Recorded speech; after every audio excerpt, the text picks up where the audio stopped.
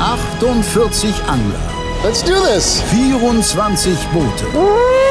9 Nationen. Dobsche, Dobsche, tralala. 3 Zielfische. Oh, Fisch auf Fisch. Und ein Pokal. Der YPC Boat 2025 wird euch präsentiert von Hearty Rice Feel the Difference. Der Anglerschmiede, dem Online-Weg zum Angelschein und dem B1 Bootscenter. Wir bauen dein Boot. Hallo liebe Zuschauer und herzlich willkommen zur 8. Episode des YPC Boat 2025. Bevor Gruppe D den Nachmittag des ersten Wettkampftags startet, eine kurze Zusammenfassung der bisherigen Ereignisse. Team Lawrence und Bullseye führen das Feld dank guter Frequenz an, haben jeweils aber bis jetzt nur einen besseren Fisch auf dem Board. Auf dem Board von Ilex und Shimano wiederum steht bereits jeweils ein Hecht für die Abschlusstabelle. Für SA Schlitium spricht der beste Barsch und auch Team Lure Drop führt in einer Fischkategorie, unglücklicherweise aber einer nicht ganz so relevanten, beim Aaland. Mal sehen, wie es weitergeht. Zum Einstieg schauen wir wie gewohnt kurz auf die Karte. Shimano angelt weiterhin auf der Spui, Lawrence und SA Schlitium mittlerweile auf der Ammer und Ilex schippert auf der Meerwede. Lure Drop ist von dort inzwischen auf die Maas übergesiedelt und Bullseye hat am Ende der letzten Folge angekündigt, ab Mittag gezielt auf Zander angeln zu wollen. Dafür nehmen Paul und Tim Zeitverlust in Kauf und wechseln von der Ammer auf die tideabhängige Eisel.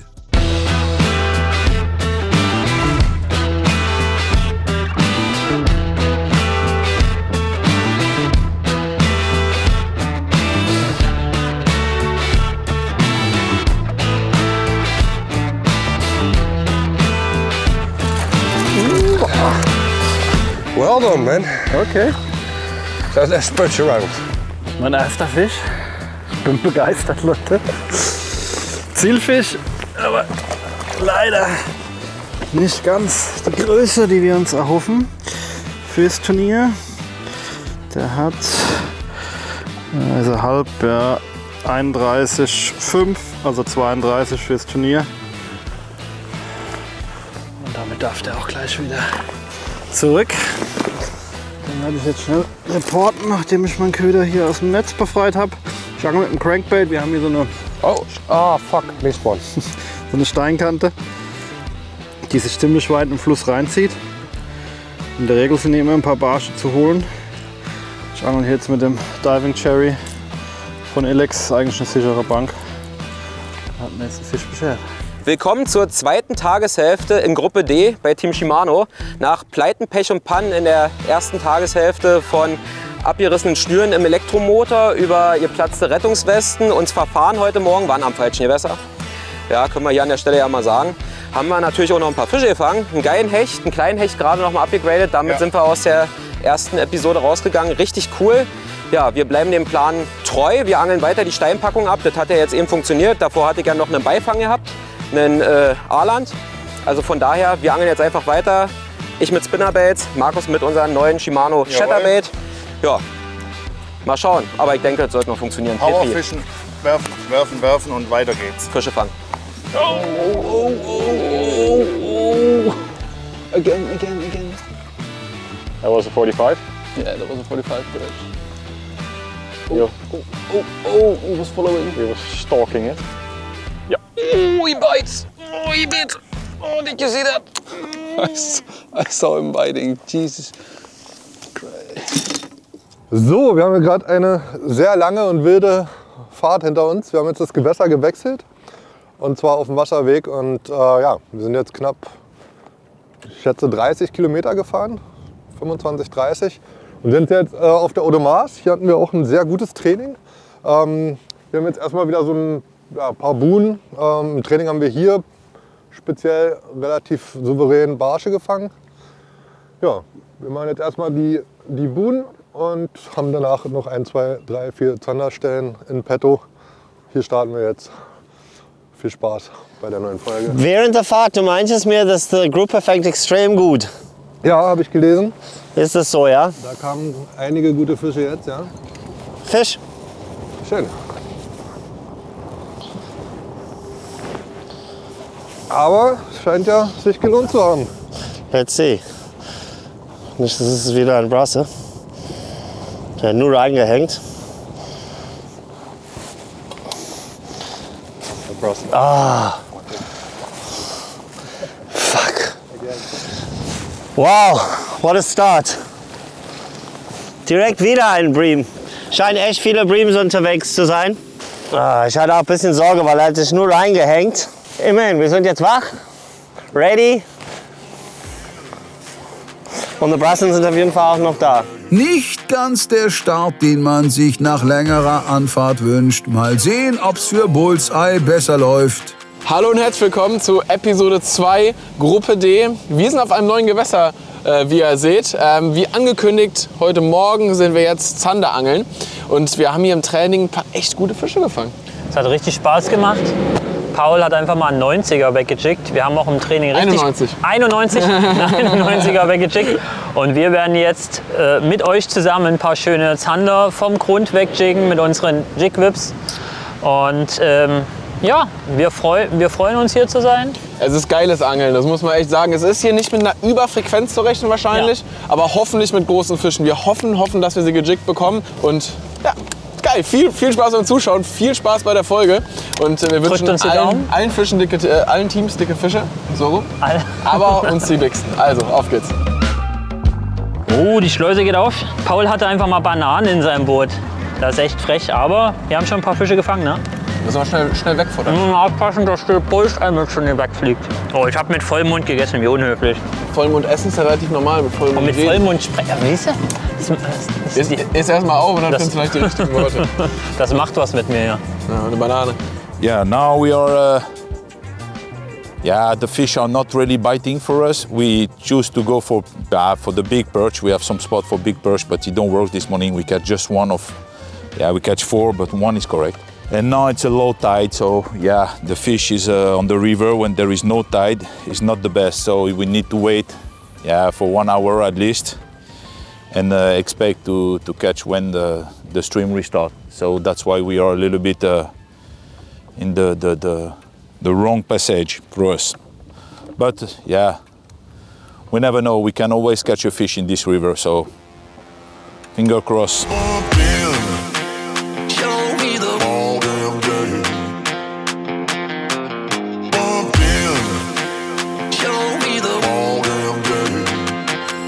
Yes, have it. That's a good perch. Ah, at least it's a perch. Oh yeah. Oh yeah, it's a nice one. Oh, there was another one. I almost met it. I almost met the other one. Hold the net. I tried to catch it. Hold the net. Yeah. So Mark was fishing the stone edge, and I decided to go a little bit deeper, just alongside the stones in, for example, 3 or 4 meters of depth. And then I took this perch. It's a nice sized perch, 38, 39, something like that. The man of the match, Rick Barton. No. It's 40 and a half. It's 40 and a half. 41. So that would count as a 41. Cool. And there was another perch behind, the same size, so probably we're gonna try to get the one as well. First release is one. Fish. In that? Yes. It's not big, but it's sizable. Oh, I think it won't even help. No, won't even help. You put it on the board, but I don't think. 29 and a half. So 30 centimeter. Yeah. It's not a perch. Doesn't feel too big, but it's bigger than... It will help. It will help. Perfect. That one again took the slattern. One of my favorite colors, fire tiger, something with an orange belly. So let's see how long this one is. Yeah, 36 and a half. 36 and a half. 37. Fish. You want the net? Yes. It's better. Not sure. It's better, but I'm not sure if it will help. I think the smallest is 32 or something. Yes, you're right. It is. Hold on, 37,5. Good for you. Schöne 38er Barsch auf der Kuh am Boot. Ich hatte vorher 2 Bisse. Also hier ist ein Trupp unterwegs. Ich wechsle jetzt auf einen tieflaufenden Crankbait. Noch tiefer wie der den Rick bis jetzt gefischt hatte. Das war der Muscle Deep, nicht Muscle Deep, Diggle 4 Plus. Muscle Deep war der Vorgänger sozusagen. Und das Ding läuft selbst gekurbelt an dünner Schnur deutlich über 4 Meter. Und anscheinend stehen die Fische etwas tiefer. Der Barsch kam jetzt auch am Boot vorne. Hier haben wir ein bisschen was über 4 Meter Wassertiefe. Ja, anscheinend stehen sie heute ein bisschen tiefer und deshalb versuche ich da unten jetzt mal richtig Radau zu machen. Ich kann schon immer sprechen. Und ja, vielleicht schnappt einer zu. Hoffentlich schnappt ein großer zu. Der große Barsch. Wird jetzt auch mal noch die Rute ins Wasser, dass ich noch tiefer runterkomme. Wer jetzt denkt, ich bin schnell am Kurbeln, ja, aber ich habe eine sehr, sehr niedrig übersetzte Rolle drauf. Eine 5-4er Übersetzung, die zieht nur 54 cm ein pro Kurbelumdrehung. Die meisten rollen mittlerweile so Mitte 70. Deswegen muss ich hier etwas schneller kurbeln. In der Hoffnung, dass gleich ein Barsch zuschnappt, der uns ein paar mehr Punkte bringt. Kniefall beim Cranken, eine Technik, die man bei diesem Turnier sehr regelmäßig zu sehen bekommt. Während Marc sich müht, klingelt's beim anderen französischen Team. Fisch, Fisch. Viens, Steph. On veut le sentir ma tête. Un beau et puis c'est bon. Il nous faut un beau, Steph. Allez, c'est sûr. Je le vois pas gros.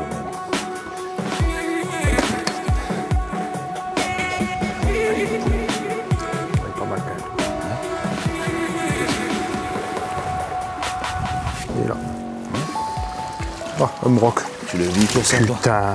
Tu le vis tout ça, toi? No. 70, it's okay? Okay? Ja. Hi.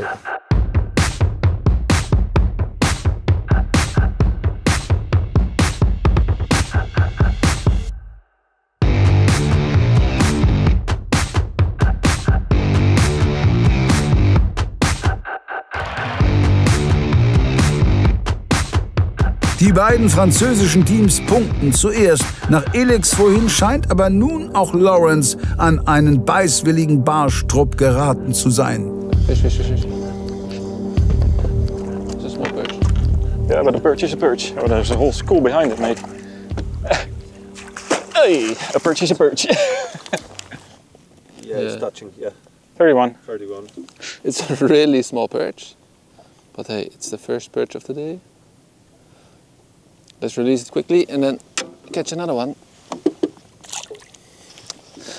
Where did his friends go? Because there was a few in there that was a bit bigger. Yeah, like 4, 3. Yeah. You're all following. All following his perch. One was even trying to steal the stunner out of the mouth of your perch, huh? Did you see that? You almost had a double hookup on one lure. Would that have counted? Yeah, I guess so. Yeah, why not? When it's in front of the gills, it is. Yeah. One cast, both perch, check. That would have been a good story. But no. But no. Good job, Almost. Mitch. Well done. Da ist er, Fisch. Geh doch mal weg aus dem Kescher. Ja, bin ich. Steck aus. Rute gebrochen. Macht nix. Bisschen Hektik. Zander? Nee. Echt. Ist der größer als der andere? Ein paar Zentimeter? Wahrscheinlich nicht, wa? Nee. Aber ist egal. Ist egal, Fisch ist Fisch. Der nächste Fisch, oha, der nächste Fisch bei Team Shimano, kleiner Hecht. Wieder an der Steinpackung, diesmal auf Spinnerbait, nicht auf Chatterbait. Wie lang ist er, Markus? Was sagst du? 58,5, 59. 59. Ja. Am Ende kann man sagen, ist es quasi der Bait, der Futterfisch für die Hechte, die wir eigentlich abgesehen hatten. Aber ja, zählt, gibt wichtige Punkte. Wollen wir uns am Anfang nicht beschweren, der geht wieder zurück. Wir bleiben dran, angeln weiter, Powerfishing. Mach's gut. Und er hat mich wieder erwischt. Ach, ich liebe Hechte. Oh, schade. Schöne Biss gerade bei Leo.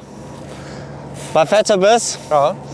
Leider hat sich unser E-Motor auch irgendwie ein bisschen verabschiedet. Aber das Boot dreht sich die ganze Zeit im Kreisen. Ich weiß nicht wieso. Ich würde die gleich wieder alles an- und ausmachen. Aber wir haben das einmal probiert, das hat nichts gebracht. Ah, schade. Was ist das vom Leo gerade?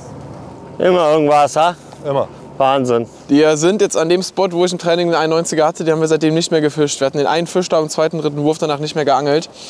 Wir sind erstmal 50 Meter davor, angeln hier den Bereich ab und danach stöbern wir uns langsam ran und hoffen, dass die Schwester, Mutter, Bruder, irgendwas auch noch da rumsteht. Aber das wäre sehr, sehr cool. Ihr seht, wir sind hier in der City unterwegs. Das sieht hier gar nicht mal so nach Großzander aus insgesamt, aber ich kann euch sagen, hier sind ein paar richtig gute Fische am Start. Aufgrund, dass mehr Wolken kommen, der Wind nimmt zu, das Wasser wird ein bisschen angetrübter, wechsle ich jetzt beim Chatterbait die Farbe von Gold auf Fire Tiger. Bisschen mehr UV-Farbe, bisschen mehr Helligkeit und ja, jetzt schauen wir, dass wir noch ein paar Hechte dazu kriegen. Je trüber, desto Fire Tiger. Ob Markus' Farbwahl den Hechten zusagt?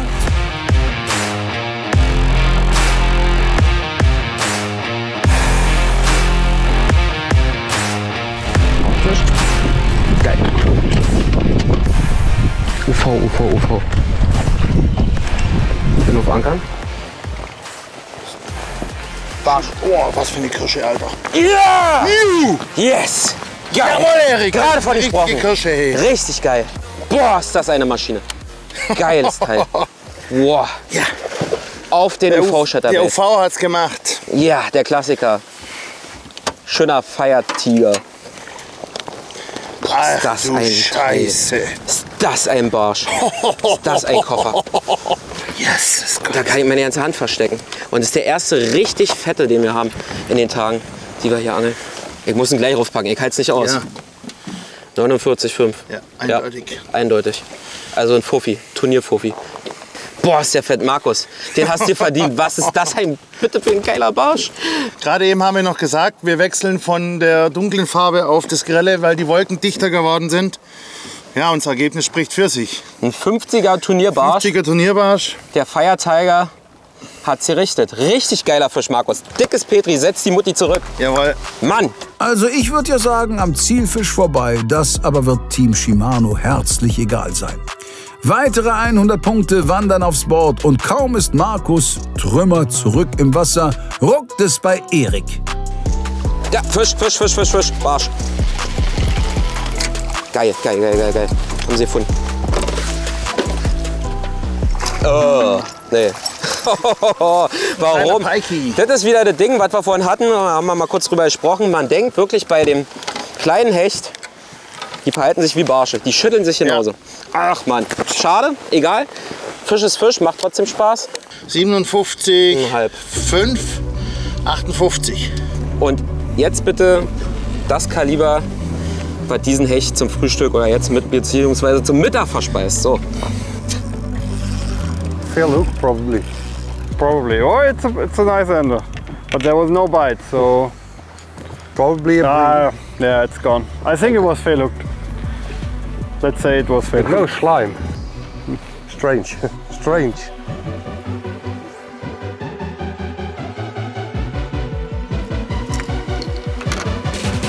Yep, fish. Oh. Probably won't help, but it's nice fish. I don't remember. No, we have no. The smallest is 37. 37, yeah. No, it's 34 and a half, so 35.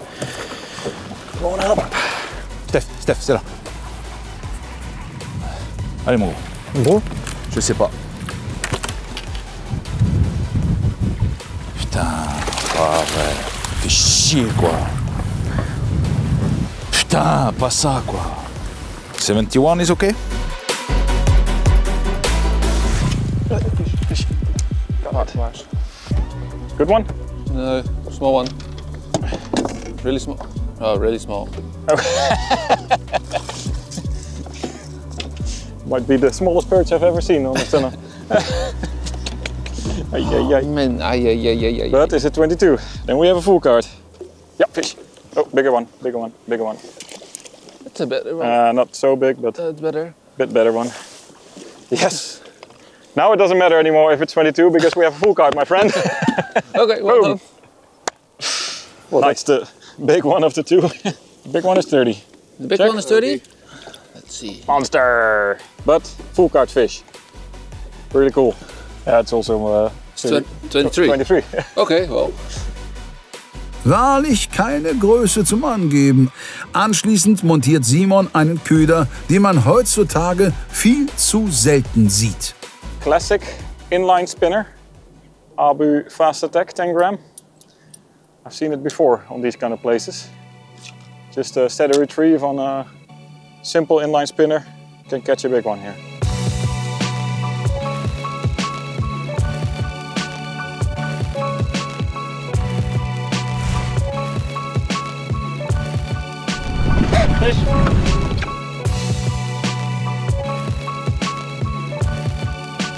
So, danke. Geil.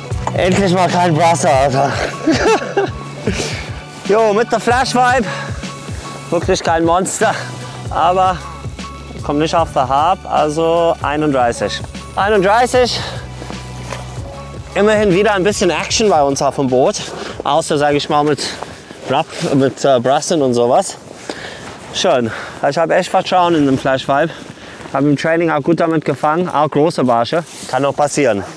Kann noch passieren. Unser Motor geht rum die ganze Zeit, round and round. Echt verrückt, ja. Es ist immer blöd mit so einem E-Motor. Man verlässt sich mittlerweile so viel auf die Technik, dass sobald es irgendwas da ausfällt, macht das ganze Anglerei deutlich schwerer. Ich sag mal, ganz früher war man froh, wenn man überhaupt einfach ankern könnte.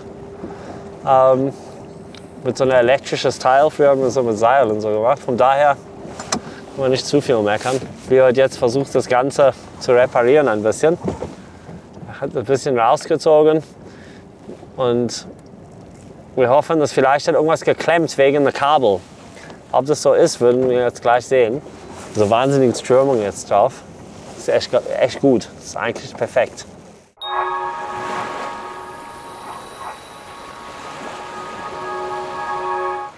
Hi Leute, die beiden hier, die kennt ihr ja schon. Und auch in diesem Jahr haben das korpulente Küken und der athletische Osterhase wieder alles gegeben. Alle Ostertüten haben mindestens 80 € Warenwert. Und alle Osternester sind vollgepackt mit geilen Ködern im Wert von 150 bis 400 €. Aber aufgepasst, hier und da verstecken sich noch Routengutscheine on top. Also nicht wegschmeißen. Ob für dich selbst oder als Geschenk für die Angelverrückten in deinem Freundes- oder Familienkreis. Und wie immer gilt, bei bis zu 4 Tüten ist kein Köder doppelt. Nur solange der Vorrat reicht und nur auf Hecht und Barsch.de.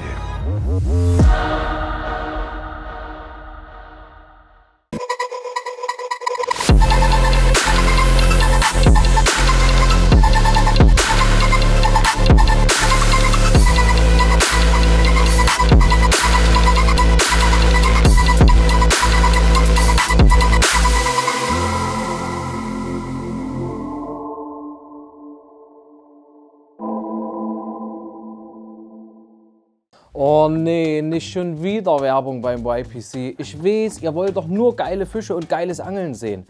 Aber meine Freunde, diesmal haben wir was richtig Geiles für euch. Wer jetzt im März einen Online-Kurs oder einen Geschenkgutschein auf anglerschmiede.de bucht, der bekommt einen Gutschein für einen Online-Shop von Hecht und Barsch in derselben Höhe einfach gratis dazu. Der Angelschein ist quasi geschenkt. Das ist doch mal eine geile Sache, oder? Wer dazu mehr wissen will, guckt mal in die Videobeschreibung. Und jetzt weiter, viel Spaß!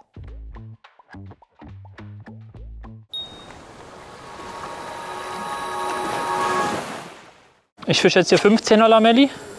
Ein bisschen also ein bisschen mehr Druck, ein bisschen größer. Paul fischt den 12er in Slim.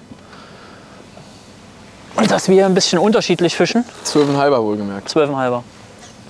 Lamelli Slim. Ich fische den normalen Lamelli in 15 cm. Wie gesagt, hier gibt es große Fische. Die Tide ist allerdings noch nicht optimal. Das könnte uns hier beim Großzahnerplan aktuell im Weg stehen. Problem ist, unsere anderen Stellen sind sehr, sehr weit den Fluss hinunter. Und deswegen müssen wir die jetzt unterwegs mitnehmen, weil die einfach sehr in der Nähe ist hier, die Stelle.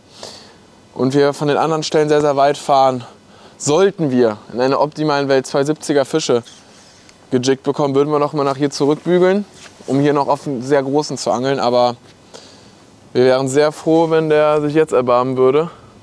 Wir fischen aktuell 2 verschiedene Routen. Paul fischt die Jig-Whip 2,55 in 30 bis 60 Gramm und ich habe die 2,70er 40 bis 80 Gramm. Aber in Jig-Whips ist das ist ja eine super bekannte Route. Die kennen die meisten Zuschauer schon, wenn nicht, sollte sich mit der mal auseinandersetzen. Das ist eine Wahnsinns-Jig-Route. Die Übertragung, gerade für Anfänger, ich weiß, Anfänger holen sich immer gerne eine Route, die ein paar Groschen günstiger ist. Allerdings macht das Erlernen vom Jiggen am Anfang schwieriger. Das hört sich ja was doof an, aber mit einer teuren Route und einem teuren Blank hat man eine bessere Übertragung. Man merkt so besser, wann der Köder am Grund ist und was für einen Untergrund man hat, ob weicher Grund ist, ob harter Grund ist. Das sind so Gründe, die dafür sprechen. Aber ob man damit signifikant besser fällt mit so einer Route, würde ich persönlich auch ein Fragezeichen hinterstellen. Es ist nur die reine Übertragung und wie sie im Drill arbeitet. Ja, ja, kleiner Fisch. Ah. Aber so schlecht ist er nicht. Hey, was ist das? Tappelt wie ein Barsch. Ein Barsch? Nee. Also ein großer Köder. Ja. Bist du bereit? Yes, ich bin da, mein Freund. Ja. Boah, auf jeden krass. Fall ein Wertungsfisch. 15er. Crazy. Die haben immer wieder diese Punkte im Training. Diese Fische sind hier so schön. Ja, ich nehme da. Boah, da ist natürlich direkt die Spannung hoch, wenn man auf so einen großen Köder einen Einschlag bekommt. Denkst du direkt. Schaut euch mal diesen schönen Fisch an. Die sind in dem Gewässer hier besonders gefärbt. Die haben diese Punkte. Das ist einfach ultra schön. Und der hat sich ein 15 cm Lamelli reingehauen. Also keine Angst vor größeren Ködern. So, Mesherboard habe ich gerade nass gemacht. Da legen wir den hier drauf. Naja, brauchen wir nicht viel drücken. 55 cm.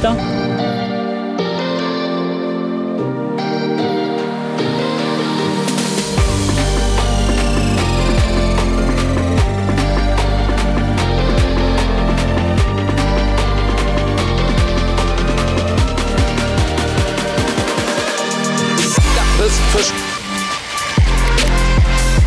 Barsch oder Hecht? Weiß ich nicht. Kann ich jetzt gerade nicht einschätzen. Lass lieber Köcher nehmen. Ja, ich bin schon dabei. Ohne nachzuwerfen. Könnte ein Hecht sein, er kommt schon so mit. Aber kommt. Ne, ist ein Barsch, oder? Ja, ich sag nicht. Keine Ahnung. Seht ja nicht mit der Sonne. Ne, ist ein Hecht. Halt. Aber der ist besser. Ist besser? Ja, stimmt. Der ist besser. Hast du ihn? Ja. Geil. Da ist er. Jawohl. Der geht schon. Der ist nicht schlecht. Der ist besser. Auf dem Swaggy von Shimano. Geil. Mit dem Krebs hinten drauf. Zack. Da ist er ab. Tja. Was schätzen wir? 75? Könnte er haben, oder? Kriegen wir hin. Naja, 72. 72. Ja. 72er Hecht. Diesmal auf Spinnerbait. Ich habe gerade gewechselt auf den Shimano Swaggy. Richtig geiler Spinnerbait. Der hat mir jetzt hier den besseren Hecht gebracht. Wichtige Punkte. Es läuft. Es geht weiter. Ja, und vor allen Dingen viel, viel besser mit den Hechten wie im Training. Aber so soll es sein. Und wieder zurück. Oh, da wollte er weg. Spritzig, die Jungs. Die Kapitalen zeigen sich inzwischen seltener. Die Frequenz bleibt dennoch hoch.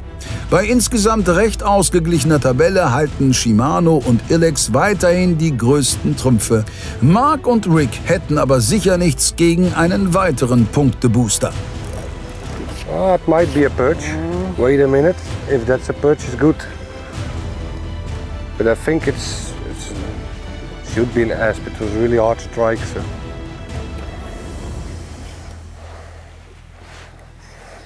Oh no, no, it's our pike.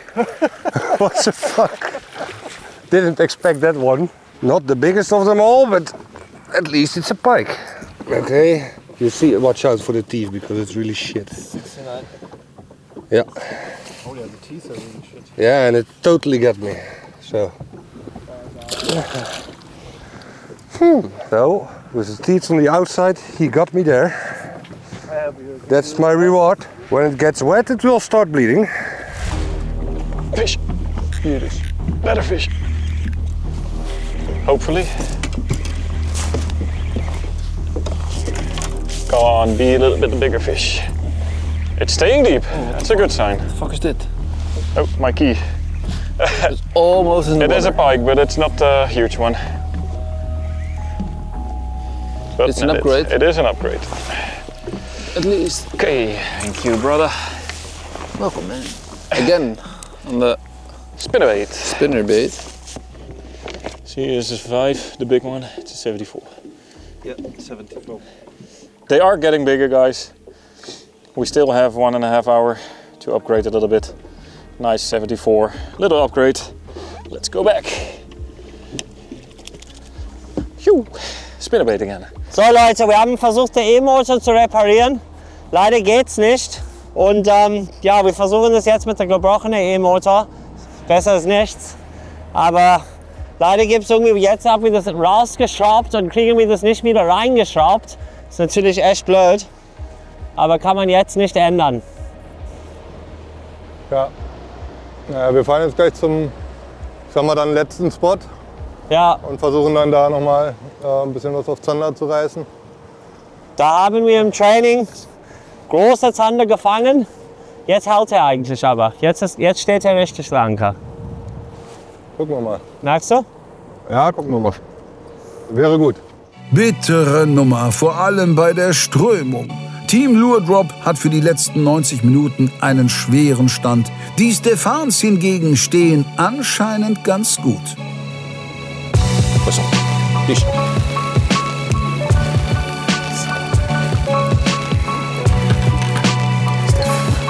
Attends, je te dis. Ça va compter, ça. Ça va compter. Allez, mets-le dedans. Ja. Yes! Boom! Boom! It's a nice color. Yeah, strange. It's almost dark. Really dark. For the season is really. We are still in September. And you have the color for spooning, so after the white perch, the black zander. Okay. 63 is good? 50 is good? Okay. Wichtige Punkte und ein wirklich schöner Fisch, der das anfangs erklärte Tagesziel ein gutes Stück näher rücken lässt. Yeah, we catch some fish here, 1 pike, 2 zander, and yeah, the tide is good. The tide go up a little bit. I use Magic Z shad from Milex, 135 the size, green color, and a lot of smelt, you know, and that's why it works. I think, for me, that's my conclusion. Maybe I'm wrong, maybe, but yeah, we prepare this spot in practice, and we catch also some nice zander. So yeah, we need at least one more big, and it's okay. Die Bedingungen haben sich geändert, es ist deutlich mehr Licht. Ich wechsle den ja seit Chatterbait einfach nur in der Farbe. Ich bleibe bei dem Köder, das ist der Erfolgsköder heute. Einfach auf dunkel, damit wir mehr Kontrast haben. Und ich hoffe, ich kann euch einen Fisch präsentieren.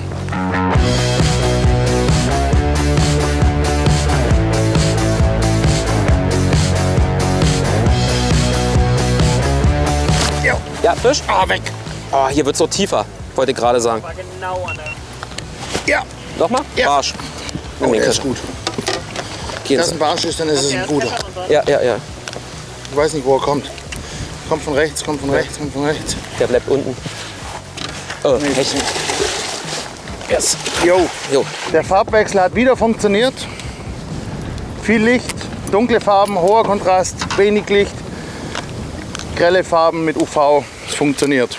Geil. Größer als der andere, den wir noch drin haben. 62, 5. 63. Ist eine Verbesserung. Eine kleine, aber es ist eine Verbesserung. Da ist er, Fisch. Echt. Oh.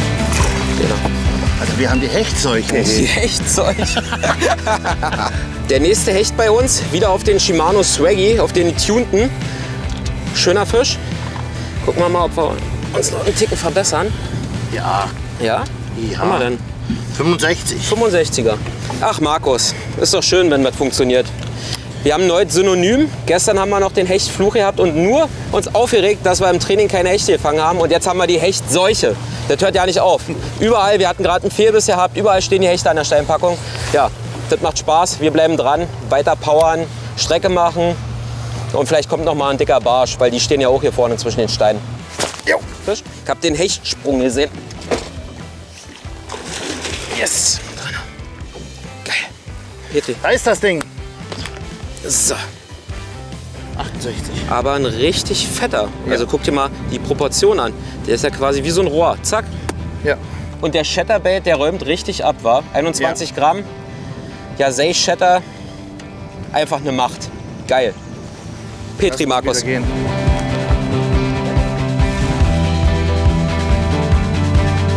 Neue Stelle, neues Glück. Wir sind am nächsten Spot. So eine Art Hafenausfahrt, Prallhang, der in so eine Unterwasserbuhne übergeht. Wasser drückt hier schön rein, wirbelt was.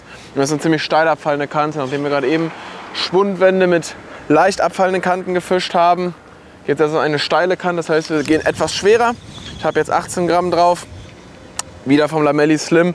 Wir fischen einfach beide die Farbe, weil die im Training sehr, sehr gut funktioniert hat. Das ist die Farbe Mahi Mahi.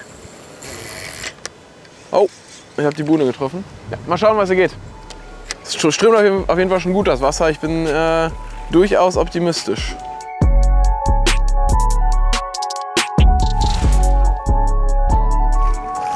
Yes.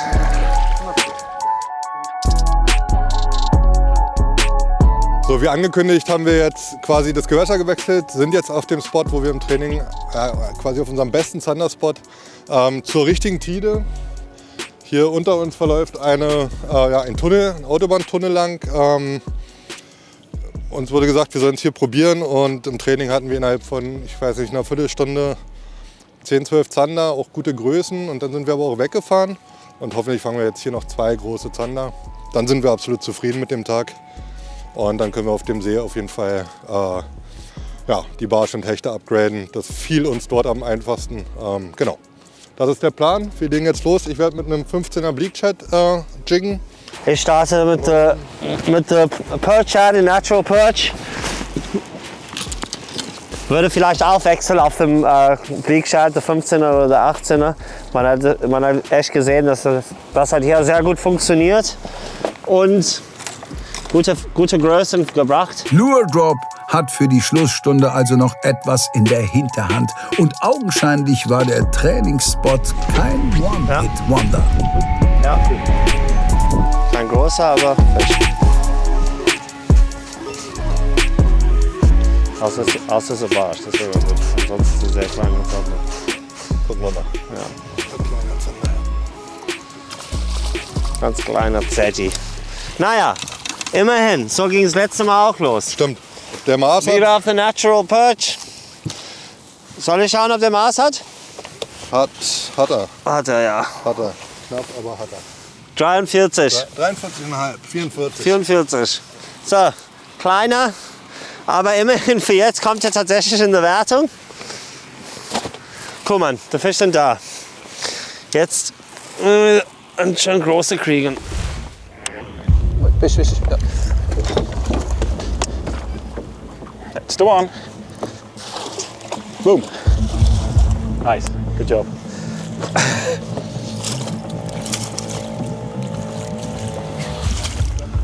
Nice. 41. 41. Nice, Mitchie. First 40 fish. 41. Good job on the stunner. On the stunner. Really nice. Awesome. What a cool day. Good fish. Really cool day. That's a good fish. Yeah. Berkeley Dextana +1. Always good for perch. Big pike also love it. And also Zander salmon. So yeah. It's just a bait which can fish or can catch all kind of 3 species. Well, let's continue. In der letzten Stunde kann alles passieren. Oh, richtig guter Biss. Konzentriert fischen und fangen.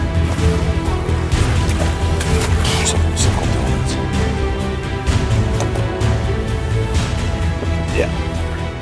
49. We're gonna use the power hour now. Power hour. Also Leute, wir werden jetzt gleich mal unsere Power Hour starten. Einfach nur, um mal zu gucken, was die Zander hier so machen. Ich würde natürlich auch einen Fisch anwerfen, falls wir einen sehen. Kann aber sein, dass wir das gar nicht komplett durchziehen, je nachdem wie viel Fisch hier unterwegs ist. Ich werde jetzt eine Route fertig machen und sobald ich den ersten Fisch sehe, werde ich einen Wurf machen. Und dann startet die Power Hour und Rick wird hinten raus da ein bisschen mit Crank und so werfen, um noch einen Fisch mitzufangen. Live kann immer nur eine Person angeln, von daher. Ich mache die Route fertig und dann geht's in die Power Hour. Let's do it. Let's do it. Und hier mir jetzt ganz normalen Gummifisch. Jetzt mal mit 7 Gramm will ich starten. Hier ist nicht so extrem tief. Ein Tangstenkopf, ein Peps. Damit hat Rick ja heute Morgen auch schon Fisch fangen können und Fisch verlieren können. Und der soll es jetzt erstmal richten, mal gucken, ob die Farbe was ist. Aber wir werden mal sehen, wie der erste Fisch reagiert, ob er reagiert, und dann kann man immer noch ein bisschen nachjustieren. Natürlich ist der Farbe was. So, ich habe jetzt den ersten Fisch hier auf dem Scope, den werde ich mal anwerfen. Das ist definitiv kein Riesenfisch, aber im Moment geht es ja jetzt mal darum, überhaupt was zu fangen. Die Fische kleben auch ziemlich am Boden. Ach, ich könnte ja mal meine neue Errungenschaft auspacken. Mein guter Freund Philipp Obst, aka Birchifin, hat mir so ein Ding gebastelt, das ich jetzt hier vorne draufstecken kann. Ach, das ist ein schöner Richtungspfeil zum Anwerfen. Habe ich noch nie benutzt, hatte ich aber irgendwie Bock drauf, einfach, dass ich es hab. Ich bin so jemand, ich hab einfach immer gern Sachen, so ein kleiner Tackle-Freak. Jetzt habe ich auch mal hier meinen Richtungspfeil. Marke Eigenbau, Grüße gehen raus an Phil. Hoffentlich bringt es jetzt einen dicken Fisch.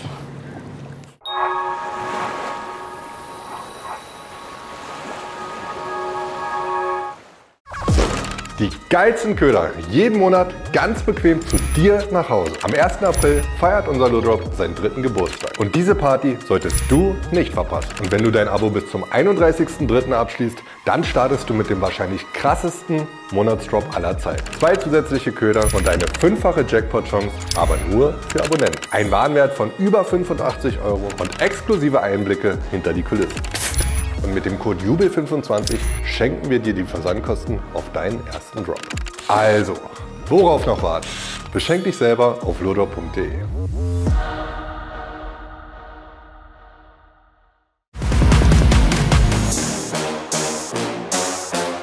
Im aktuellen YPC-Boot seht ihr uns ja auf der großen Hornet, auf der Sportangler. Aber hier stelle ich euch mal eins meiner Lieblingsmodelle vor, denn das ist das kleinste Doppelkonsolenboot von Finwal, was wir hier haben. Natürlich im B1 Custom, 4,70 Meter lang, 1,96 Meter breit. Besonders ist bei dem Boot der Renji-Rumpf, nur ein Tiefgang von knapp 30 cm. Kommt super an Gleiten mit dem 60 PS Honda Motor.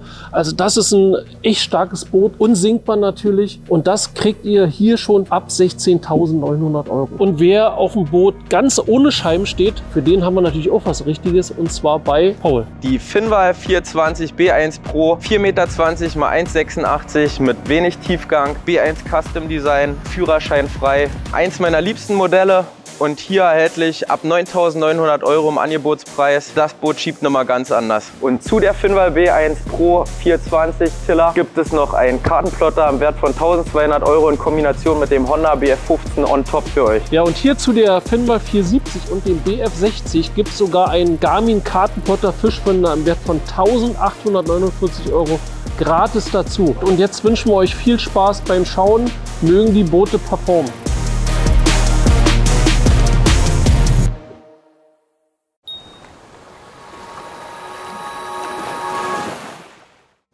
Ich lege jetzt den Swaggy weg, den Spinnerbait, und möchte jetzt nochmal umsteigen auf einen Crankbait. Einfach ein kleinerer Köder, gezielter vielleicht einen Barsch anspricht. Das würde ich jetzt versuchen. Dafür nehme ich wieder meine Stradic-Route, die Statio, mit einem Shimano Kozak Deep Diver. Ja, versuchen wir es mal.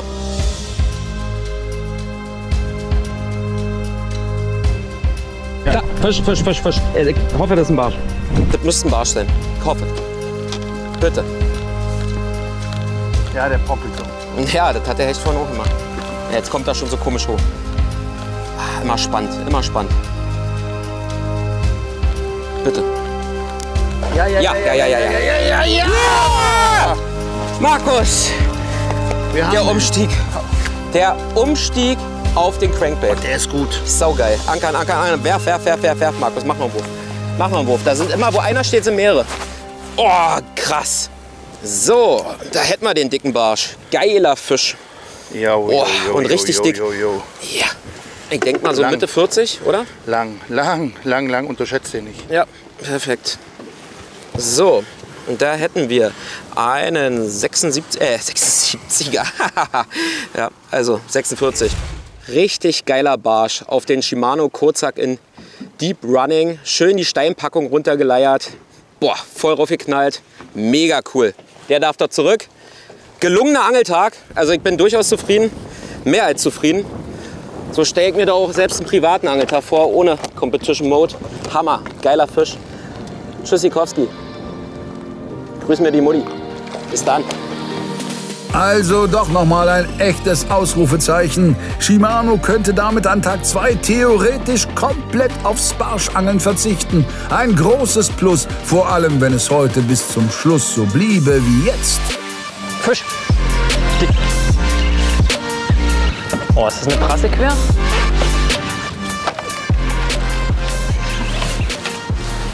Ne, ist ein Zander. Bitte? Ein Zander, aber kleiner. Ja. Aber hängt ganz leicht. Ja. Ach, schon wieder raus, ey. Der hing ganz leicht. Der hat sich ganz sanft auf dem Grund aufgesammelt. Der hing ganz hinten am Stinger. Was denn da raus? Ja, da raus. Geradeaus? Nur so da. Und dann langsam mit der Strömung mittreiben lassen. Der hat den so ganz langsam auf dem Grund so drauf gebissen und hing beim nächsten Anschicken. Ich habe ein bisschen leicht was gemerkt, deswegen gleich einen Anhieb gesetzt. Und da seht ihr, selbst mit der 80 Gramm Jig Whip hat man diesen ganz leichten Biss gespürt. Auge machen wir zu, dann hält er ruhig. Über 53,5, 54 Zentimeter. Der darf wieder zurück. Liebevoll, mit freundlichem Gruß von Team Bullseye. Yes, sir! Und wir haben unsere 3 Zander.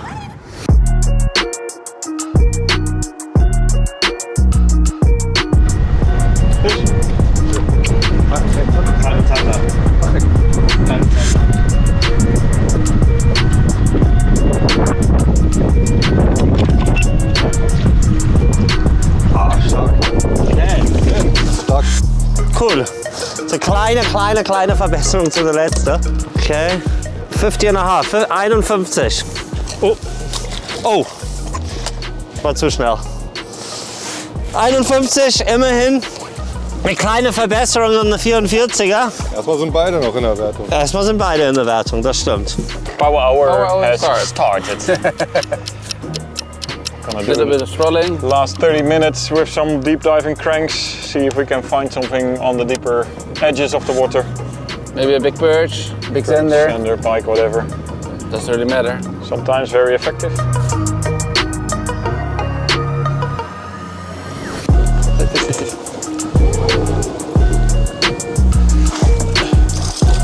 Take it. But measure it, might be an upgrade. 34. 34? Yep. Perch 34, also small one, but it's your fish again. We've got 10 minutes left. Let's release it quick and see if we can catch another one.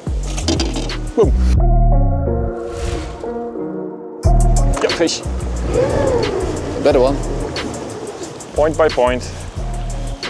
Centimeter by centimeter. I take it slow. You get ready with the net. It's like in. A little bit bigger one, this. It's a bigger one. Or is it a small zander? Possible.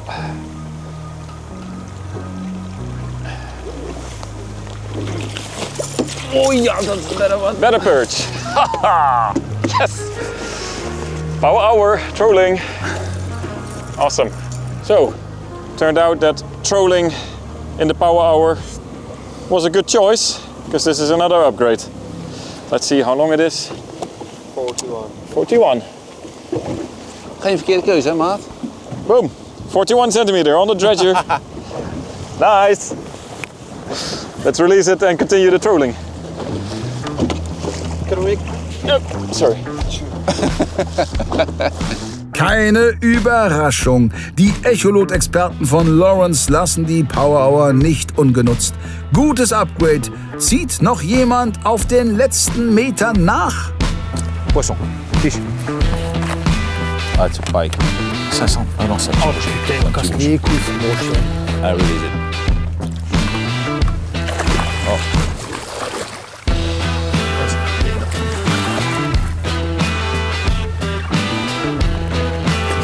Da ist er, bitte, bitte. Da, jawohl. Zack, da ist er. Der Swaggy wieder zugeschlagen. So ein geiler Spinnerbait. Ja, was war das? Ja, ja, jetzt hat er. Get in, yes, got in. Den hatten wir heute schon so einige. Lassen direkt wieder rein.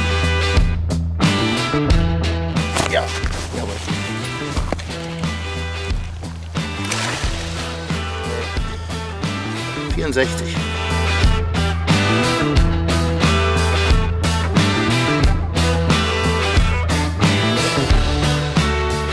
Yeah, have it.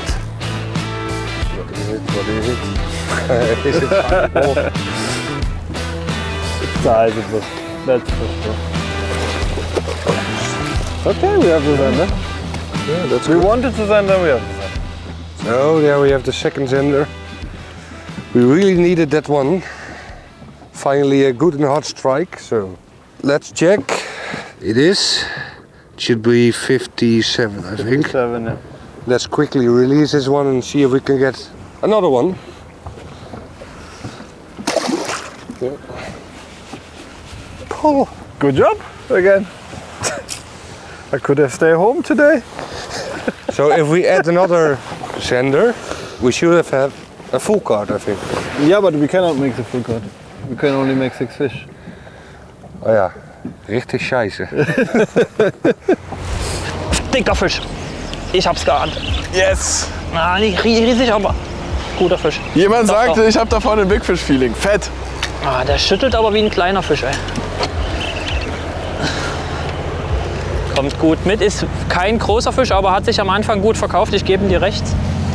Also da, wo du jetzt bist. Rechts, also du meinst links? Passt. Passt. Der könnte Richtung 60 gehen, mein Freund. Du fischst weiter? Yes. 15er Lamelli, komplett reingezogen. Ist jetzt nicht der größte Fisch, aber dünn und doch ein schöner Fisch. Also schöner Fisch, richtig schöner Fisch, ne? Oh. 60 hat er doch. Auge wieder ein bisschen zuhalten. Hat er hier. Achso, es liegt nicht an. 60 hat er, entspannt, ohne.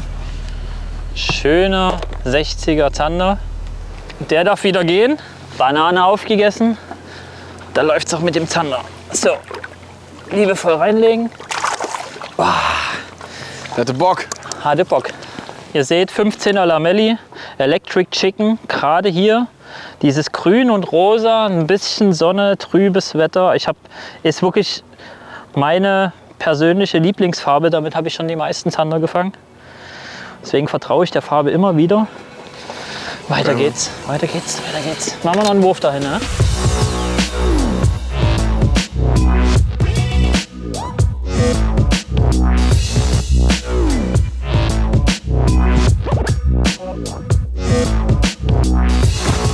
Ja. Oh, jetzt Fisch. Fisch. Ja, fish oom. Fish in the last second. Good one? Yeah, it's a better one. Yeah. Langsam. Jetzt. Boom. In the last second. The buzzer beater. Really, in the last second, this guy. That's so cool. Das ist ein ganz kleiner Zander. Naja, Now they start immerhin.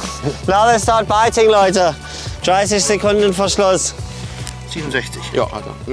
Team Shimano verabschiedet sich. Wir sehen uns beim Lake Day. Markus, geiler Tag. It's a little upgrade. 36, yeah. No, yeah. or half. Anyway, we had a lot of fun. We will see you on the next day, Lake Day. And of course, happy birthday to our big friend Jelle, who wasn't here this year, but his birthday today. Happy birthday.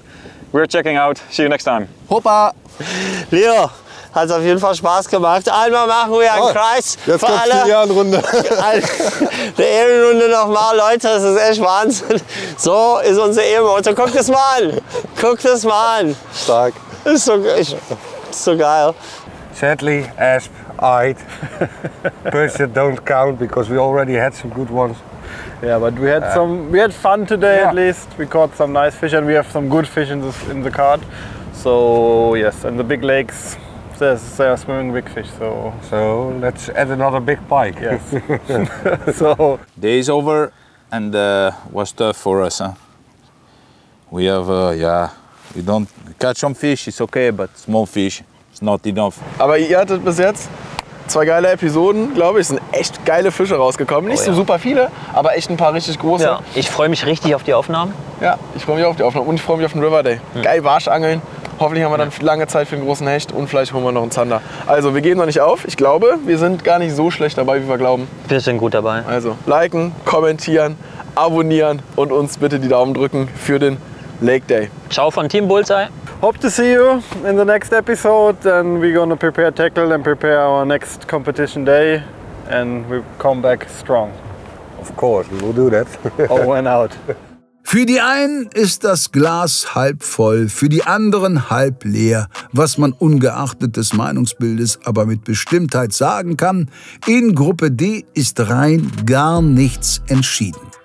Elex und Shimano haben die stärksten Fische auf dem Board. Lure Drop hängt ein wenig hinterher und wird sich schnell um den defekten E-Motor kümmern müssen. Ansonsten lässt der Zwischenstand aber wirklich keinen Raum für verlässliche Vorhersagen. Mit dieser Folge endet zugleich auch der erste Wettkampftag. Und das bedeutet, ab kommender Woche strahlen wir die entscheidende Vorrundenphase wieder im Donnerstag-Sonntag-Rhythmus aus. Los geht's mit Gruppe A, wo Nace und LMAB ihrer Favoritenrolle am Lake Day gerecht geworden sind. Auf dem Fluss werden die Karten aber noch einmal ganz neu gemischt. Freut euch auf 2 packende Episoden. Die erste geht Donnerstag um 20 Uhr online.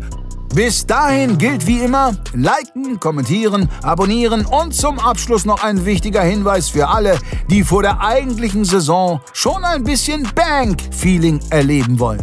Auf unserem französischen Kanal Brochet Pirsch ist heute die erste Folge des YPC Bank France online gegangen mit ziemlich coolen Zielfischen und deutschen Untertiteln. Den Link dazu findet ihr in der Videobeschreibung.